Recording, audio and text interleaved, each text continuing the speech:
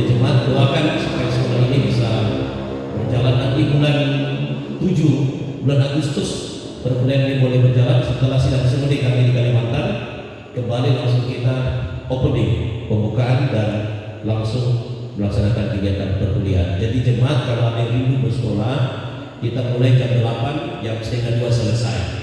Aktivitas yang lain bisa dilanjutkan. Ya. Puji Tuhan, hari ini masih kuat dan sehat. Ya, kita berharap ke depan terus kita menikmati pemeliharaan Tuhan. Mari kita buka firman Allah yang terdapat di dalam Injil Yohanes. Injil Yohanes pasal yang ke-20.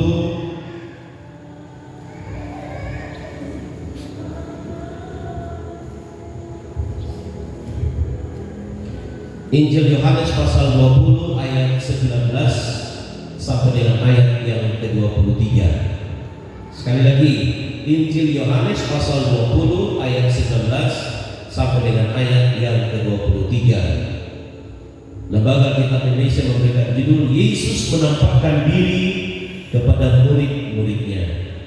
Ketika hari sudah malam, pada hari pertama minggu itu berkumpullah murid-murid Yesus di suatu tempat dengan pintu-pintu yang terkunci karena mereka takut kepada orang-orang Yahudi. Pada waktu itu datanglah Yesus dan berdiri di tengah-tengah mereka dan berkata, "Damai sejahtera bagi kamu." Dan sesudah berkata demikian, ia menunjukkan tangannya dan lambungnya kepada mereka. Murid-murid itu bersukacita ketika mereka melihat Tuhan. Maka kata Yesus sekali lagi, "Damai sejahtera bagi kamu. Sama seperti Bapa mengutus aku, demikian juga sekarang aku mengutus kamu." Dan sesudah berkata demikian, ia menghembusi mereka dan berkata, "Terimalah Roh Kudus. Jikalau kamu mengampuni dosa orang, dosanya diampuni. Dan jikalau kamu menyatakan dosa orang tetap ada, dosanya tetap ada." Dari beberapa rangkaian visi dan misi Tuhan dalam kedatangannya di dunia ini, kita sudah jelaskan banyak sekali, kita sudah jelaskan ya, termasuk memberikan ajaran baru, itulah Injil, pertobatan, keselamatan hanya ada di dalam Yesus Kristus. Kemudian kematiannya ya, menggenapi seluruh nubuatan dalam kitab Perjanjian Lama, menggenapi seluruh ya, nubuatan tentang kemanusiaannya di atas salib, menggenapi seluruh hukum Taurat. Kemudian di dalam kematiannya, kita dijelaskan minggu lalu, dia punya misi turun ke alam maut untuk merampas roh-roh orang yang mati di dalam Tuhan.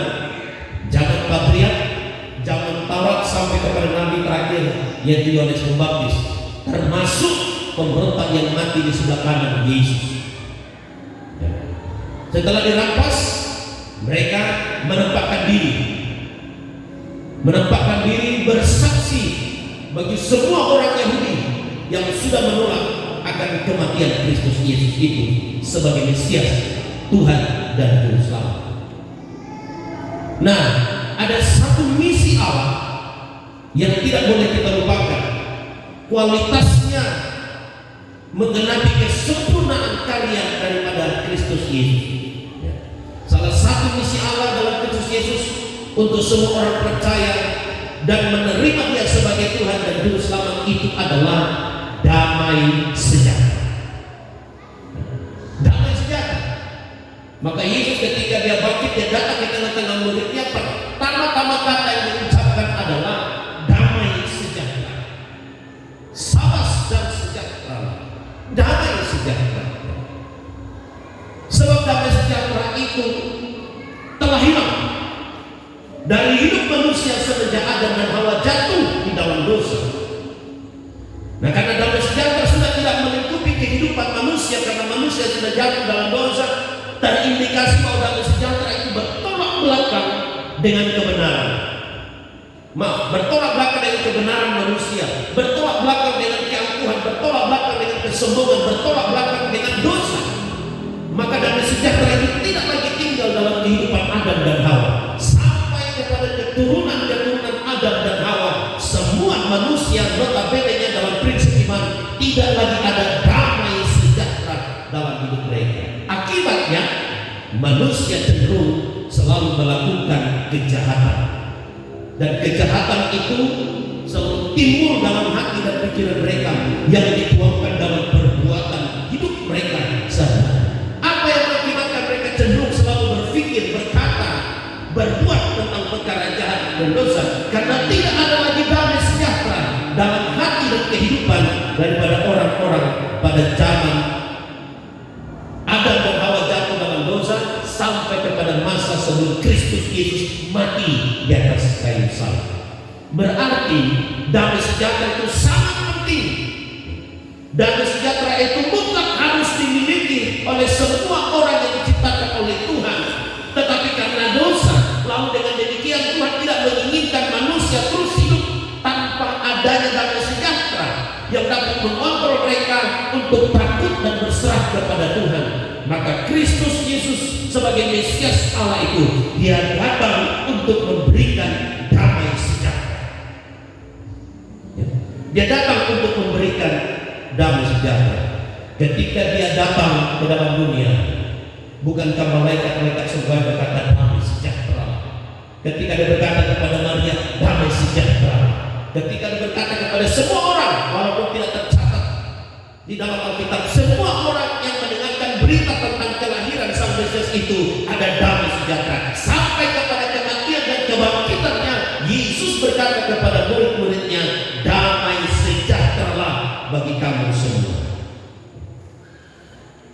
Saudara-saudara, apa sih pengertian dari damai sejahtera itu? Apakah damai sejahtera itu dalam bentuk benda? Apakah damai sejahtera itu uang? Apakah damai sejahtera itu batangan emas? Apakah damai sejahtera itu sesuatu yang nampak, wujudnya kelihatan, yang bisa kita pegang dan bisa kita sentuh? Dalam bahasa Ibrani, damai sejahtera itu dituliskan dengan kata apa? Salom. Ingat lagi, pengucapan kata salom tidak boleh siang, bukan shalom, tapi salom, esha. Apa pengertiannya? Apa artinya? Kalau dalam bahasa Yunani itu eirene. Jadi kalau anak Anda lahir dan Anda penuh sukacita waktu melahirkan, tertawa terus, tiba-tiba melahirkan, kasih nama dia Eden, karena Anda sukacita waktu melahirkan. Tapi saya belum pernah lihat ada orang yang melahirkan tersenyum terbahak-bahak. Ya. Sampai saya sendiri takut lihat wajah istri saya. Cantik-cantiknya orang, ibu-ibu merah putih, tapi kalau melahirkan pasti berubah. Ya. Sama pengertian dalam bahasa Ibrani salom dan bahasa Yunani eirene. Apa pengertiannya? Apa arti daripada kata salom atau damai sejahtera itu? Suatu keadaan yang baik, it's okay, semua oke-oke saja. Suatu keadaan yang baik yang melimpah dengan sukacita, yang melimpah dengan syukur, ada rasa tenang, ada rasa damai, ada sukacita, ada kebahagiaan. Itu adalah merupakan kompleksitas daripada damai sejahtera. Jadi damai sejahtera bukan berbicara tentang uang, damai sejahtera bukan berbicara tentang harta benda, tapi damai sejahtera itu berbicara tentang kondisi hati kita, kondisi kehidupan rohani kita yang baik-baik saja, kondisi kehidupan rohani kita yang senantiasa melimpah dengan syukur, melimpah dengan sukacita, ada kehidupan yang penuh dengan ketenangan, ada kehidupan yang penuh dengan apa ya? Kebahagiaan yang tidak dapat diukur dengan nilai keuangan itu. Itu namanya dengan damai sejahtera. Tidak ada ketakutan, tidak ada kegelisahan, tidak ada kekhawatiran, semua tenang, semua baik-baik saja. Itulah damai sejahtera, dan itulah yang dibawa oleh Yesus Kristus. Salah satu misi ketika Dia mati dan Dia bangkit, Dia datang memberikan damai sejahtera bagi semua orang yang percaya kepada Dia, yang menghadapi pergumulan, yang menghadapi persoalan, yang menghadapi pertentangan di dalam hidup ini, yang menghadapi sakit penyakit, yang menghadapi perekonomian yang bulan Maret yang menghadapi tentang pandemi corona, percayalah Yesus sudah memberikan damai sejahtera itu mengalir melimpah dalam hidup kita. Saudara-saudara, damai sejahtera itu Anda tidak akan dapatkan di dalam dunia. Apapun usaha, apapun upaya yang Anda lakukan, saya bekerja tanpa uang, saya pasti damai sejahtera di rumah, tidak. Sekali lagi, damai sejahtera itu bukan berbicara tentang uang. Damai sejahtera itu bukan berbicara tentang harta kekayaan Anda yang melimpah. Damai sejahtera itu bukan berbicara tentang pekerjaanmu yang menjadi jaminan hidup masa depanmu. Tidak. Tetapi damai sejahtera itu hanyalah berasal daripada Allah, dan damai sejahtera itu adalah kasih karunia Allah. Tuhan mengaruniakan damai sejahtera. Kalau memang Tuhan yang mengaruniakan, berarti damai sejahtera itu bersumber daripada Tuhan, bersumber daripada Yesus Kristus. Damai sejahtera tidak akan pernah Anda dapatkan di dalam dunia ini. Damai sejahtera tidak akan Anda dapatkan dalam pekerjaan yang memberikan upah gaji yang sangat tinggi. Damai sejahtera tidak akan Anda dapatkan dari suami yang penuh dengan kasih, yang penuh dengan perhatian, orang yang romantis. Damai sejahtera tidak akan Anda dapatkan dari istrimu yang senantiasa teladan mengurus rumah tanggamu. Damai sejahtera tidak akan Anda dapatkan dari kehidupan anak-anakmu yang sudah membanggakan bagimu. Tapi damai sejahtera akan Anda peroleh dari Tuhan sebagai karunia. Sebab Yesus berkata, Yohanes pasal 14 ayat yang ke-27, bahwa Dia memberikan damai sejahtera itu, mengaruniakan bagi mereka yang tetap bersujud di dalam Tuhan. Hidup yang berpaut kepada Yesus, hidup yang memandang hidupnya kepada Kristus, kepada salib Kristus itu akan mengalir damai sejahtera dalam hidupnya. Maka di dalam Yesaya pasal 32 ayat 17, di mana ada kebenaran, di situ pasti akan tumbuh damai sejahtera. Siapa sih kebenaran itu? Dialah Yesus. Dialah kebenaran itu, dialah firman yang hidup itu. Kalau firman Allah atau Yesus Kristus, hakim yang berpaut kepada salib Kristus, tinggal di dalam hidupmu, maka pasti akan tumbuh damai sejahtera. Ada kaitannya dengan hidup kudus dan hidup benar. Orang yang senantiasa atau jemaat Tuhan, pengikut Kristus yang senantiasa memautkan hidupnya kepada salib Kristus, kepada firman kebenaran, maka dia pasti akan melimpah dengan damai sejahtera. Dan damai sejahtera itu ada dalam hati, di dalam pikiran dan di dalam hidup kita. Kalau damai sejahtera itu berbicara tentang sesuatu yang baik, damai sejahtera itu berbicara tentang melimpah sukacita dan syukur. Damai sejahtera itu berbicara tentang ketenangan. Damai sejahtera itu berbicara tentang ketidakkhawatiran dan tidak takut. Damai sejahtera itu berbicara tentang hidup yang dipenuhi dengan kebahagiaan yang dikerjakan oleh Allah. Maka dengan demikian, apa yang ada di dalam hatimu akan terpancar dari kehidupan kita sekalian. Ya, kalau hati kita penuh dengan syukur, maka hidup kita akan senantiasa memuliakan Tuhan. Tetapi kalau hidup kita tidak ada sejahtera, yang ada adalah ketakutan, kekhawatiran, bingung, bimbang, gelisah, takut menghadapi persoalan hidup kita, maka yang muncul dalam hidup dan sikap perbuatan hidup kita adalah mulai tidak mempercayai tentang kuasa daripada firman yang hidup. Oleh sebab itu, damai sejahtera sangat penting. Jangan biarkan damai sejahtera itu hilang dan pergi dalam hidup kita. Hanya karena hati kita mulai menolak tentang ajaran firman Allah. Tapi biarlah damai sejahtera terus menguasai, karena dia adalah kekuatan yang mendorong kita untuk senantiasa melakukan kebenaran, melakukan kebaikan, kesetiaan dan ketaatan akan terus menjadi prinsip hidup kita. Sekarang pertanyaannya, kalau damai sejahtera telah diberikan oleh Yesus, dari kematian sampai kebangkitan, dia berkata kepada murid-muridnya, damai sejahtera bagi kamu. Damai sejahtera tidak hanya untuk murid-murid Yesus, tapi damai sejahtera itu juga diberikan kepada kita sekalian. Nah, bagaimana caranya kita mengukurkan bahwa damai sejahtera itu benar-benar ada dalam kehidupan orang percaya? Damai sejahtera itu benar-benar ada dalam kehidupan saya, dalam kehidupan Bapak Ibu sekalian, dalam kehidupan para pelayan-pelayan Tuhan, dalam kehidupan pengikut Kristus. Bagaimana caranya kita melihat kira-kira dampak apa yang dimunculkan kalau damai sejahtera ada dalam kehidupan kita, sehingga ada perbedaan sesuatu dengan gerakan, dengan aktivitas yang hebat karena berdasarkan dorongan dari damai sejahtera, ataukah hanya karena dorongan dari segala keinginan kedagingan? Ada 3 perkara yang saya bagikan. Ya, ada 3 perkara. Dampak dalam hidup orang percaya ketika Anda memiliki damai sejahtera yang dikerjakan oleh Yesus Kristus Tuhan yang sudah tinggal dalam hidup kita sekalian. Yang pertama,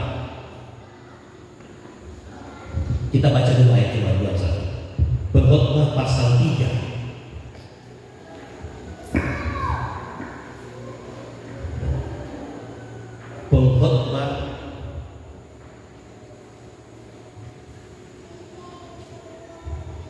pasal 3 ayat yang ke-11.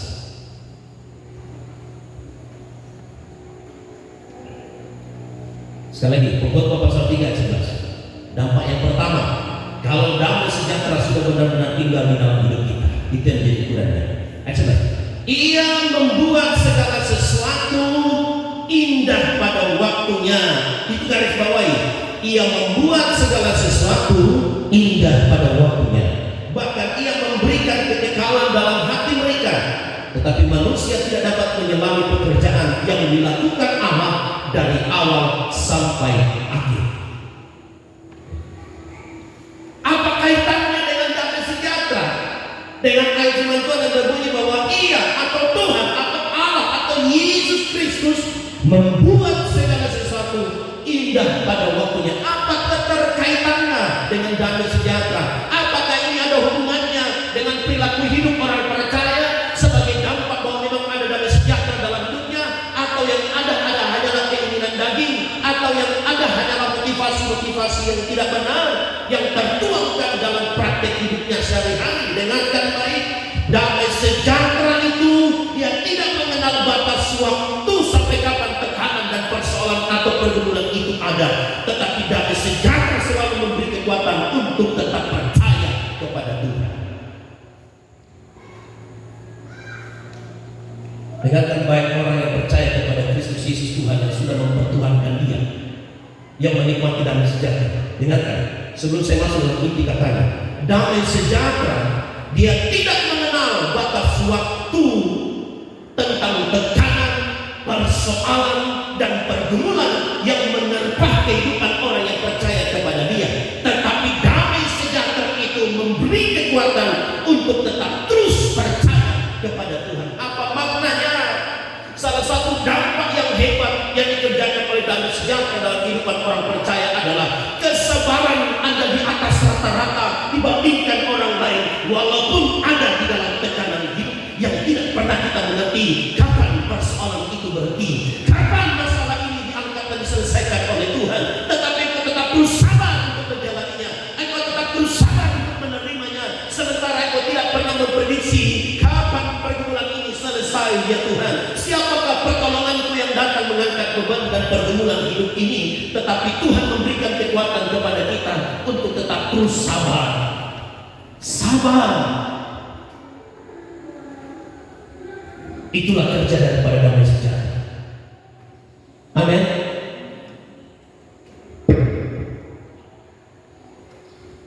Damai sejahtera tidak mengenal batas waktu pergumulan itu. Sampai kapan? Tetapi yang dikerjakan oleh damai sejahtera, Anda memiliki kesabaran di atas rata-rata. Maka jangan heran ada banyak kesaksian. Saya bingung, orang itu dia sabar sekali hadapi suaminya, sabar sekali hadapi istrinya, sabar sekali hadapi anak-anak.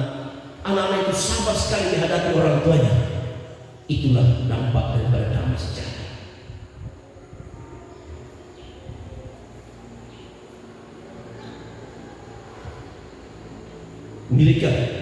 Milikilah damai sejahtera.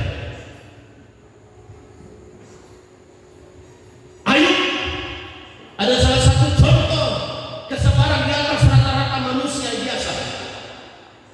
Dan saya percaya kesabaran rata-rata dimiliki di atas rata-rata dimiliki oleh Ayub, pasti akan dimiliki juga oleh semua pengikut Kristus.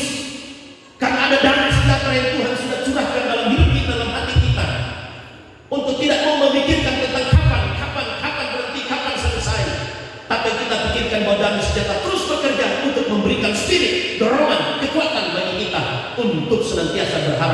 Tuhan dengan harapan dalam Khotbah pasal 3 ayat 11, ia membuat segala sesuatu indah pada waktunya. Amin. Dalam kesabaranmu dengarkan baik Bapak Ibu, dalam menghadapi pergumulan engkau tetap terus percaya, berpegang teguh pada janji Tuhan bahwa akan ada waktunya, semua akan diselesaikan oleh Dia. Tapi yang paling terpenting, Damai Sejahtera turut mengambil bagian untuk memberikan kekuatan kepadamu menantikan pertolongan Tuhan. Ayo, sudah harta kekayaannya lunas habis, sudah lagi anak-anak yang dikasih dan cintai 10 orang meninggal dengan waktu yang sama, pukulan yang begitu berat, belum lagi tubuhnya lagi diizinkan Tuhan untuk mengalami sakit, luka sampai luka borok. Dengarkan, luka borok itu adalah luka yang sangat hina, penyakit yang sangat hina pada waktu itu, sangat hina, hampir sama dengan kusta. Melepuh sampai tidak lagi menampakkan kepribadian daripada Ayub yang gagah. Walaupun dalam gambaran tentang Ayub itu orangnya botak. Kalau gambaran fisik yang dituliskan dalam kitab sejarah, tidak sampai situ Bapak Ibu. Sabaran memang benar-benar teruji. Sampai istri yang dia cintai, yang dia harap menjadi penopang, penyokong dia, pendorong dia untuk kita terus berharap dan bersandar kepada Allah. Bukan main, bertahun-tahun lamanya mereka kumpulkan harta sehingga mereka berhasil berlimpah dalam segala kekayaan. Bahkan anak-anak mereka dikenal sebagai anak-anak yang berhasil juga dalam usaha, dalam kegiatan persahabatannya. Dan itu dilalui dengan bertahun-tahun lamanya. Mungkin kalau saya bisa hitung mungkin 20-an tahun, tetapi hanya dalam sekejap, hanya karena persoalan dan masalah, istrinya langsung melumpat air. Kutuki saja Allah itu. Betapa tidak konsisten dengan prinsip iman dan kepercayaan. Jangan sampai ada orang percaya ke jemaat Tuhan begini, dengan bertahun-tahun lamanya Tuhan sudah memelihara engkau, Tuhan memberkatimu, Tuhan sudah menolong engkau dengan berbagai macam persoalan dan pergumulan. Tetapi ketika Tuhan izinkan kesabaranmu diuji oleh Allah dan keluarlah dari mulutmu, engkau melupakan bertahun-tahun lamanya, engkau melupakan perjalanan hidup yang panjang yang sudah menikmati pertolongan Tuhan. Lalu engkau mulai bertanya, di manakah Tuhan? Lalu engkau mempertanyakan tentang kuasa firman. Lalu engkau mempertanyakan, Tuhan mampu tak menolong saya keluar dari persoalan dan pergumulan hidup?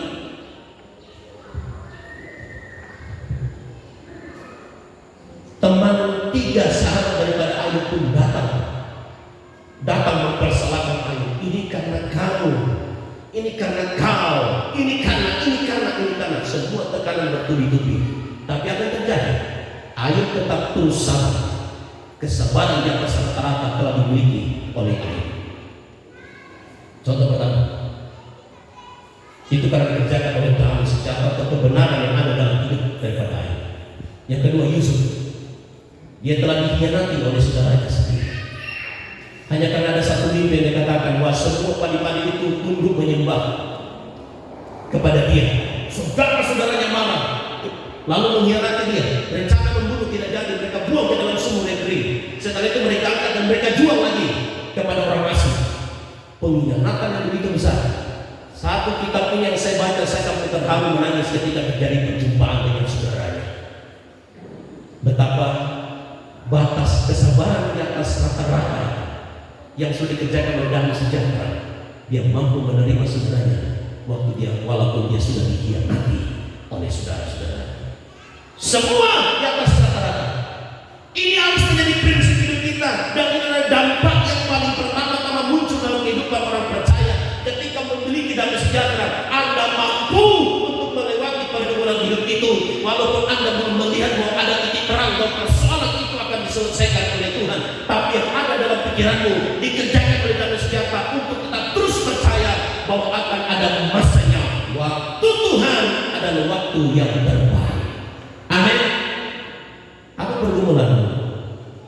Apa masalah kita? Apa keinginan kita? Apa kehendak kita? Kalau itu memang ada merupakan tekanan, izinkan batas kesabaran itu di atas rata-rata. Itulah hebatnya Damai Sejahtera. Engkau akan tetap terus bersyukur. Engkau berkata, semua akan baik-baik saja. Pernahkah kamu berkata ketika kau disakiti, kau dikecewakan, engkau dihianati, lalu kau berkata di hadapan Tuhan, karena damai sejahtera adalah hatimu, semua akan baik-baik saja.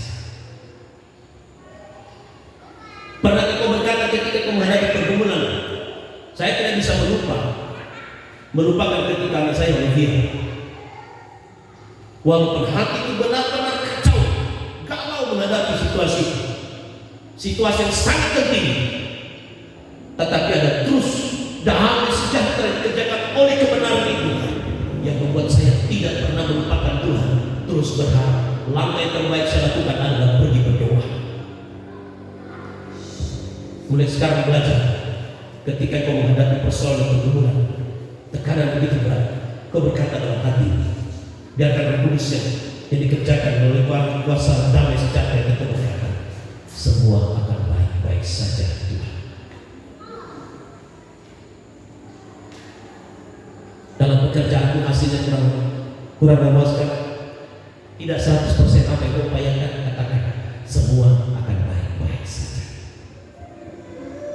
Itu berarti Anda percaya bahwa Tuhan pasti akan merubah yang tidak mungkin menjadi.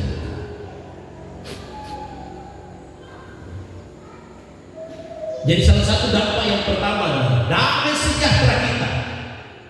Damai sejahtera, sukacita, keadaan yang baik-baik saja, syukur yang ada dalam hidupmu, ketenangan, kekuatan untuk berharap, terus bekerja. Sebab damai sejahtera itu tidak mengenal batas waktu. Tekanan itu sampai kapan? Apakah dalam waktu durasi 1 bulan, 1 tahun, atau bahkan seumur hidup kita? Damai sejahtera tidak mengenal itu. Tapi yang dikerjakan oleh damai sejahtera adalah dia akan terus memberikan kekuatan untuk tetap terus percaya dan berharap kepada Tuhan. Ya.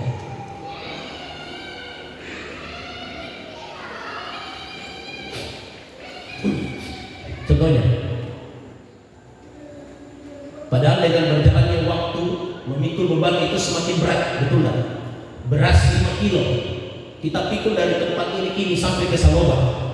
Saya jalan sampai ke jembatan, saya masih merasa ringan. Tapi bertambah lagi sampai ke Kampung Lani, itu sudah mulai terasa berat. Sampai ke Baharia semakin berat. Sampai kepada Saloba saya sudah tidak mampu untuk pikul. Padahal cuma 5 kilo, beban yang sama dari awal saya start sampai kepada tujuan. Artinya kecil besar persoalan itu, semakin panjang perjalanan pergumulan itu dengan tanda akan semakin berat, akan semakin berat, akan semakin menyiksa, akan semakin menguras perhatian, akan semakin menguras tenaga kita untuk tetap terus percaya kepada Tuhan. Dan disitulah damai sejahtera bekerja untuk mentransferkan kekuatan untuk berharap dan percaya kepada Tuhan. Orang Kristen tidak kenal kata menyerah, karena ada sejahtera dalam hidup kita. Pandanglah ke depan, Tuhan akan berkata, Ia membuat segala sesuatu indah pada waktunya. Amin. Berharaplah terus, jangan pernah berhenti. Berharaplah terus, dengarkan baik, matahari tidak pernah terlambat terbit dan ufuk timur. Dia selalu akan datang menyinari. Kecuali mereka yang ada di lembah, gunung yang pelek, bukan matahari yang terlambat, tapi karena gunung yang telah menghalangi cahaya matahari itu, sehingga Anda akan mendapat sinar matahari ketika jam 10. Tapi bukan matahari yang terlambat. Pertolongan Tuhan tepat pada waktunya. Amin. Sabarlah ya. Usahakanlah memiliki kesabaran di atas rata-rata. Jangan cepat emosi ketika menghadapi persoalan ini. Tenanglah, karena ada dari sejahtera dalam kita. Untuk kita terus percaya. Terima kasih Tuhan, semua baik-baik saja. Ya. Dengarkan firman Tuhan. Yang kedua, Lukas pasal 2.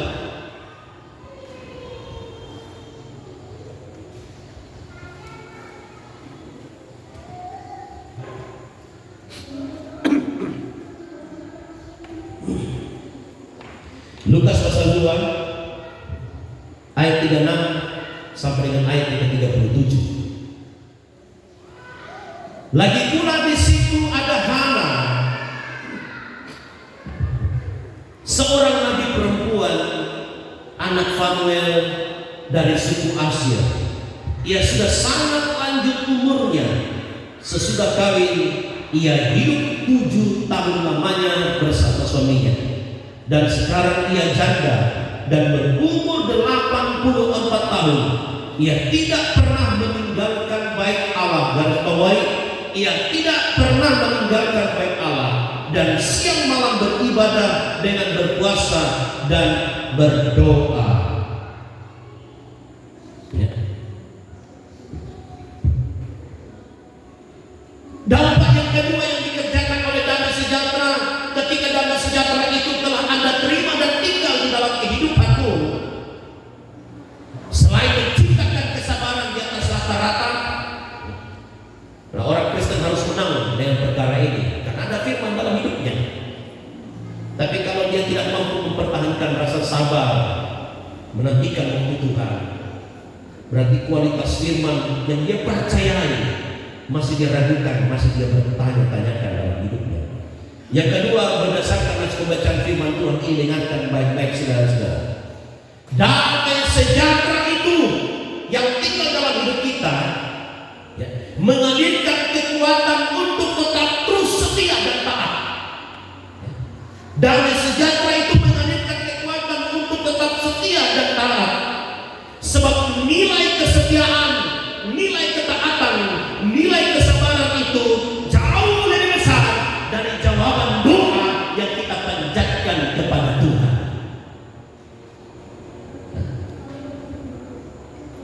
Kesabaran kita untuk taat dan setia. Kata Alkitab, hanya dengan usia yang sudah 84 tahun setia ada di dalam bait Allah, berdoa dan berpuasa setiap saat dan setiap waktu. Tidak ada hari yang dia tidak isi dengan kegiatan doanya, kegiatan puasanya, berseru kepada Allah. Tiada hari yang tidak dia isi dengan membawa hidupnya datang ke bait Allah. Kesetiaannya, ketaatannya itu dikerjakan oleh Damai Sejahtera. Dan dengarkan baik, ya, sebab nilai kesetiaan itu jauh lebih besar nilainya dibandingkan jawaban doa yang kita nantikan ke hadapan Allah. Apa maksudnya? Tetaplah panjatkan doamu dengan setia kepada Tuhan, walaupun kunjung tidak ada jawaban. Orang yang tetap terus berdoa, orang yang tetap terus setia kepada Tuhan, dan berkata, Tuhan janji saya punya usaha diberkati, terjadi perubahan. Tuhan berkata saya punya pendidikan ini biar saya bisa bertambah pintar. Tuhan berkata dan berjanji bahwa anak-anak orang percaya pasti diberkati oleh Tuhan dan mewarisi negeri. Tapi Tuhan, sampai hari ini saya belum melihat ada tanda-tanda itu. Orang yang tidak punya damai sejahtera akan berhenti berharap. Tetapi orang yang memiliki damai sejahtera akan tetap bersetia dan taat kepada Allah. Bukankah Pak Pendeta, Pak Gembala bilang orang yang setia beribadah pasti diberkati, ternak dan perkebunannya, pekerjaannya, karirnya akan baik-baik saja. Tapi justru selama saya semakin setia kepada Allah, ada banyak benturan yang diperhatikan dalam hidup saya. Dengarkan baik di sini, Tuhan mengizinkan engkau melewati proses itu, sebab damai sejahtera itu berfungsi atau tidak untuk menguatkan Anda untuk tetap bersetia dan taat. Sebab nilai jawaban doa kita itu jauh lebih tinggi nilai kesetiaan kita dibandingkan jawaban Tuhan yang Tuhan berikan kepada kita. Maka tidak heran ada banyak orang berdoa menantikan pertolongan Tuhan, menantikan jawaban Tuhan yang datang bukan apa yang didoakan, tapi Tuhan kasih jauh lebih baik dari apa yang dia minta. Karena Tuhan bukan lihat nilai jawaban itu, tapi yang Tuhan lihat ukuran sampai sejauh mana Anda setia dan taat untuk terus berdoa dan berseru kepada Allah. Maka saya punya iman, setiap apa yang saya doakan, apa yang saya minta kepada Allah, saya tahu Tuhan akan memberikan jawaban jauh lebih besar. Dan apa yang tidak pernah saya pikirkan, apa yang tidak pernah saya simpan dalam hati, itu yang Tuhan sediakan. Katakan amin. Karena Tuhan melihat kesetiaan dan ketaatan kita untuk tetap terus mencari Tuhan. Ya, Tuhan tidak melihat jawaban. Jangan anggap damai sejahtera tidak melihat bahwa jawaban itu lebih tinggi dari kita. Tapi justru damai sejahtera bergerak untuk memberikan kita ketaatan dan kesetiaan. Sehingga jangan heran kalau Tuhan memberikan jawaban bagi mereka yang setia dan taat lebih besar daripada apa yang kita minta. Tuhan jawab lebih baik lagi. Hebatnya damai sejahtera yang bekerja dalam hati kita. Taatlah dan setialah.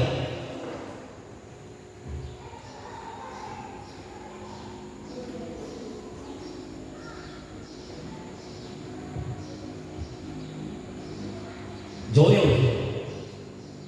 setiap pelatihan pasti saya akan marahin, tapi dia mau belajar taat dan setia.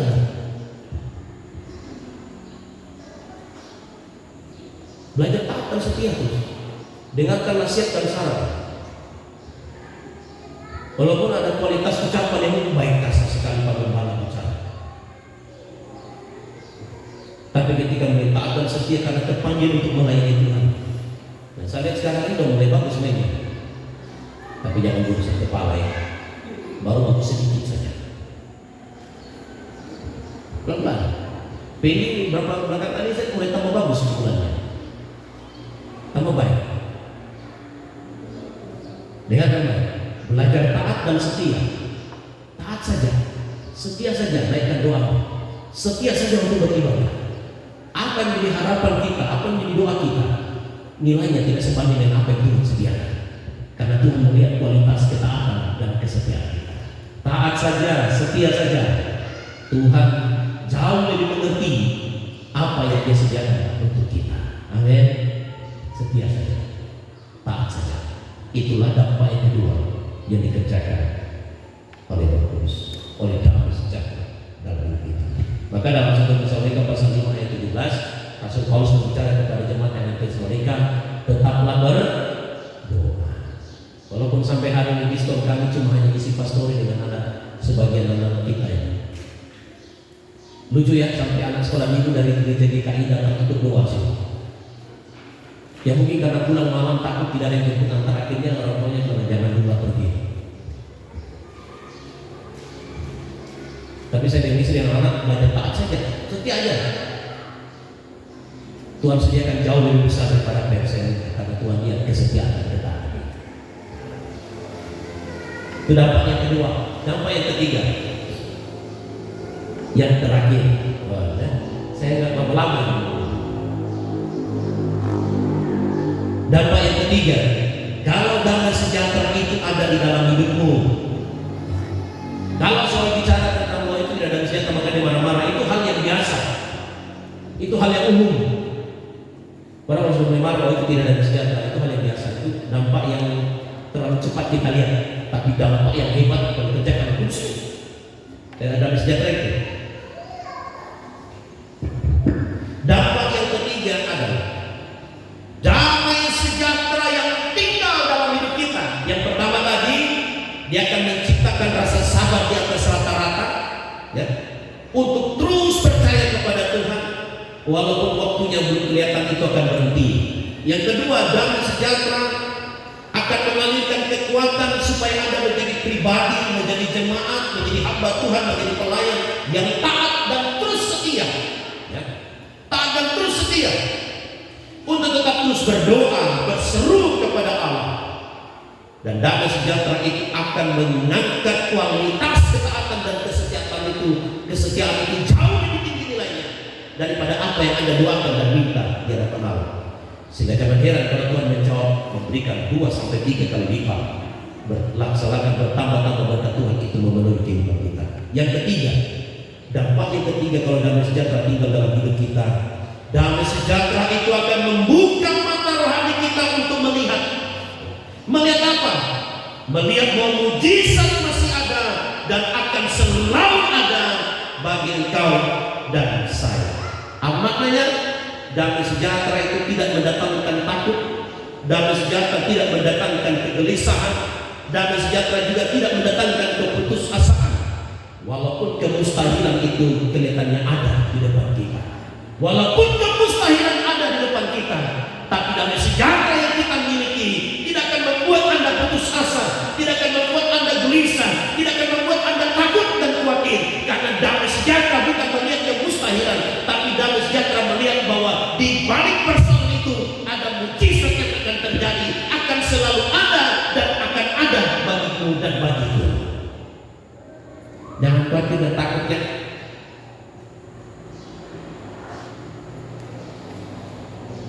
kita menghadapi persoalan dengan kesaksian dari Ibu Bartolomeus tadi. Bangun pagi-pagi dan pembukaan di belakang. Kita tidak berspekulasi apa itu, tapi dengan doa dan harapannya kepada Tuhan, mujizat itu masih ada. Jangan cepat takut, jangan cepat khawatir. Kalau damai sejahtera ada dalam hidup kita, pasti rasa percaya itu akan lebih dominan.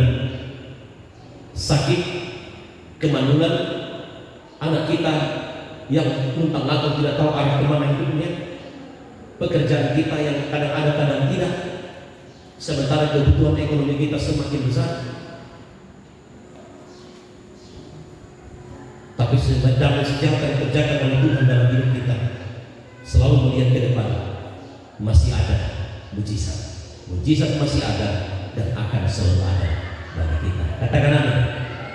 Percaya ya. Jangan takut, jangan khawatir. Jemaat yang dikini adalah jemaat yang punya pengharapan.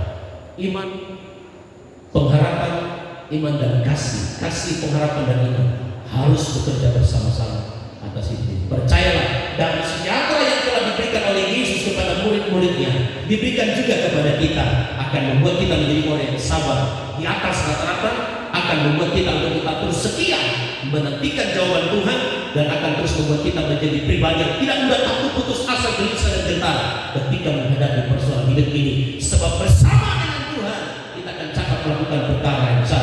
Bersama dengan Yesus semua persoalan dan masalah akan diselesaikan oleh Tuhan. Masih ada mujizat, dan mujizat itu akan berpihak kepada mereka yang benar-benar belajar menundukkan hati dan kehidupannya kepada Tuhan, menjadikan dirinya hamba kepada Kristus. Ya. Biarlah kiranya 3 perkara ini membuat kita semakin menundukkan hati dan hidup kita kepada Tuhan. Ya, kalau contoh yang sederhana, kalau hari-hari ini kita suami istri saling jagalah supaya damai sejahtera itu tidak lepas dari hidup kita. Belajarlah untuk sabar. Yang sudah sabar, terus pertahankan kesabaran itu. Ya. Pertahankan sabar. Tadi malam ketika saya mencoba merenungkan firman Allah, Bapak dan Ibu kita dalam keluarga selalu diajar untuk menahankan kesabaran karena ada damai sejahtera. Dengarkan baik. Jangan sampai kesabaran yang dimiliki oleh salah seorang pasangan kita karena dikerjakan oleh damai sejahtera, satu dan memiliki satu dulu. Nanti kadang-kala pasangan yang satunya akan memiliki damai sejahtera untuk sahabat itu ketika salah satu pasangan itu pergi dan dia membawa damai sejahtera, baru kita mengerti Tuhan. Nanti proses itu saya jauh lebih berat. Jangan pandang sebelah mata kesabaran kita. Antara suami dan istri, hargai kesabaran itu. Hargai kesabaran itu dengan sama-sama memelihara kesabaran itu, dan izinkan damai sejahtera yang bekerja dalam hidup kita.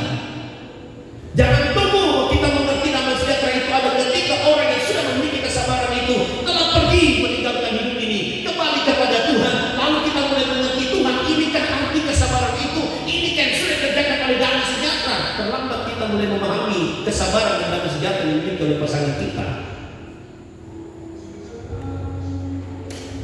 Sama-sama saling menghargai. Karena itu dikerjakan.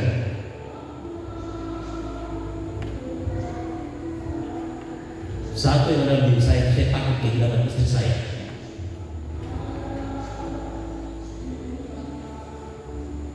Pasti Bapak Ibu juga demikian, takut kehilangan pasangan.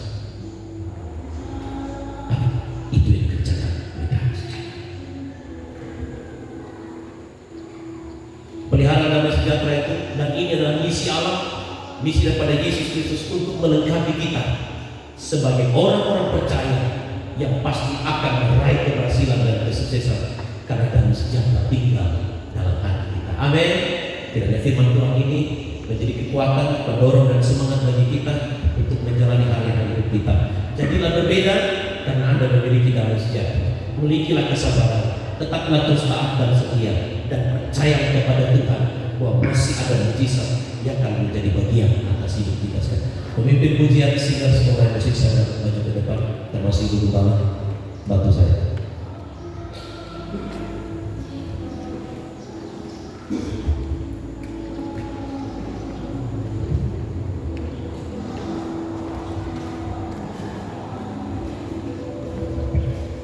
Sama-sama kita renungkan firman ini sambil saudara kita berdiri semuanya, dan kita akan pujian yang berkata, waktu Tuhan pasti yang terbaik.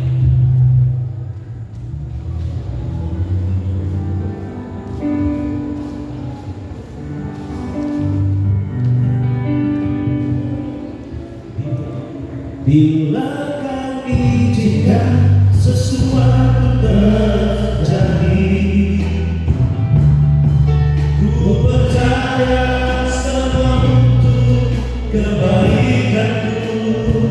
Bila nanti telah tiba waktumu, ku percaya kuasa-Mu memulihkan hidupku. Sekali katakan bila Kau izinkan sesuatu terjadi, amin.